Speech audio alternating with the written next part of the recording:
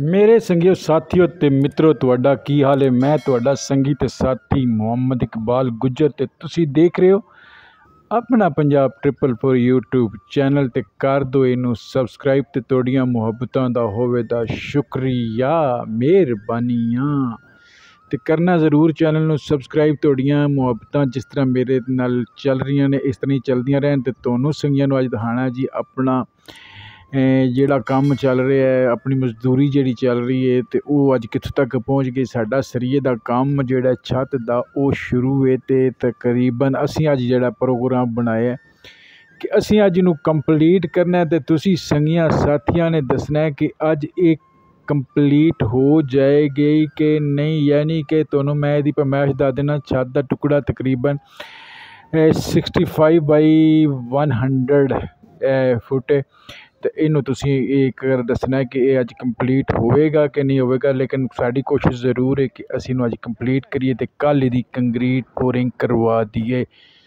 ਤੇ ਕਰੋ ਜੀ ਇੰਜੋਏ। ਤੇ ਆਏ ਨੇ ਜੀ ਪ੍ਰਦੇਸ਼ ਵਿੱਚੋਂ ਸਾਡੇ ਇੱਥੇ ਮਜ਼ਦੂਰ ਦੂਰੋਂ ਦੂਰੋਂ ਆ ਕੇ ਵਿਚਾਰੇ ਇੱਥੇ ਸਾਰਾ ਦਿਨ ਮਜ਼ਦੂਰੀ ਕਰਦੇ ਨੇ ਧੁੱਪ ਦੇ ਵਿੱਚ ਤੇ ਆਪਣੇ ਘਰ ਵਾਲਿਆਂ ਵਾਸਤੇ ਥੋੜ੍ਹੀ ਰੋਜ਼ੀ ਰੋਟੀ ਦਾ ਬੰਦੋਬਸਤ ਕਰਦੇ ਨੇ, ਕਿਉਂਕਿ ਸਭ ਇੱਕ ਦੂਸਰੇ ਦਾ ਵਸੀਲਾ ਹੀ ਬਣਦੇ ਨੇ। ਤੇ ਤੁਸੀਂ ਹੁਣ ਇਹ ਮੈਨੂੰ ਨਾਲੋਂ ਨਾਲ ਜਿਹੜਾ ਨਾ ਉਹ ਦੱਸਦਿਆਂ ਜਾਣਾ ਤੇ ਨਾਲੋਂ ਨਾਲ ਜਿਹੜਾ ਤੁਸੀਂ ਮੇਰੀ ਇਹ ਰਹਿਨਮਾਈ ਵੀ ਕਰਦਿਆਂ ਜਾਣਾ ਕਿ ਸਾਡਾ ਕੰਮ ਅੱਜ ਜਿਹੜਾ ਨਾ ਕੰਪਲੀਟ ਹੋਏਗਾ ਕਿ ਨਹੀਂ ਹੋਣ ਲੱਗਾ।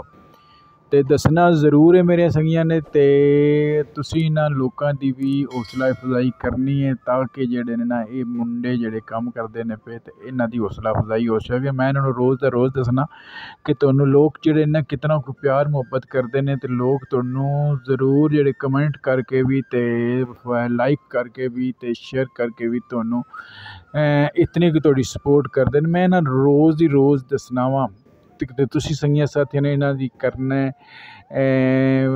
ਲਾਈਕ ਵੀ ਵੀਡੀਓ ਨੂੰ ਕਰਨਾ ਹੈ ਤੇ ਫੋਲੋ ਵੀ ਕਰਨਾ ਹੈ ਤੇ ਸਬਸਕ੍ਰਾਈਬ ਵੀ ਕਰਨੇ ਨੇ ਤਾਂ ਕਿ ਸਾਡੇ ਇਹ YouTube ਚੈਨਲ ਜਿਹੜੇ ਨੇ ਸਬਸਕ੍ਰਾਈਬਰ ਵੀ ਪੂਰੇ ਹੁਣ ਤੁਸੀਂ ਸੰਗੀਆਂ ਸਾਥੀਆਂ ਨੇ ਤੁਹਾਡੀਆਂ ਮੁਹੱਬਤਾਂ ਹੋਣੀਆਂ ਨੇ, ਕਰਦੇ ਵੀ ਹੋ ਤੇ ਕਰਦਿਆਂ ਵੀ ਰਹਿਣਾ ਹੈ।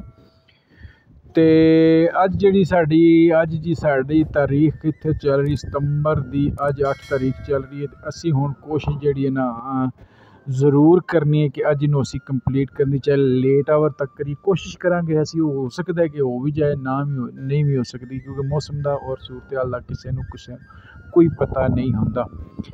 ਲੇਕਿਨ ਬੰਦੇ ਨੂੰ ਆਪਣੀ ਸਟਰਗਲ ਤੇ ਕੋਸ਼ਿਸ਼ ਜ਼ਰੂਰ ਕਰਦਿਆਂ ਰਹਿਣਾ ਤੇ ਤੁਸੀਂ ਜਿਹੜਾ ਸੰਗੀਆਂ ਸਾਥੀਆਂ ਨੇ ਇਹ ਸਾਨੂੰ ਆਪਣੀ ਆਪਣੀ ਰਾਏ ਨਾਲ ਜ਼ਰੂਰ ਦੱਸਣਾ ਕਿ ਇਹ ਹੋ ਸਕਦੀ ਹੈ ਕਿ ਨਹੀਂ ਹੋ ਸਕਦੀ। ਤਕਰੀਬਨ ਇਹਦੇ ਤੇ ਇਹ ਵੀ ਅੱਧਾ ਕੰਮ ਮੇਰੇ ਖਿਆਲ 'ਚ ਜਿਹੜਾ ਨਾ ਮੇਰੇ ਨੌਲੇਜ ਦੇ ਮੁਤਾਬਕ ਅੱਧਾ ਕੰਮ 50% ਜਿਹੜਾ ਕੰਮ ਸਲੈਬ ਦਾ ਰਹਿੰਦਾ, ਬੀਮ ਤੇ ਹੋ ਗਏ ਨੇ, ਦੂਸਰਾ ਸਿਰਫ ਸਲੈਬ ਦੀ ਗੱਲ ਕਰ ਰਿਹਾ।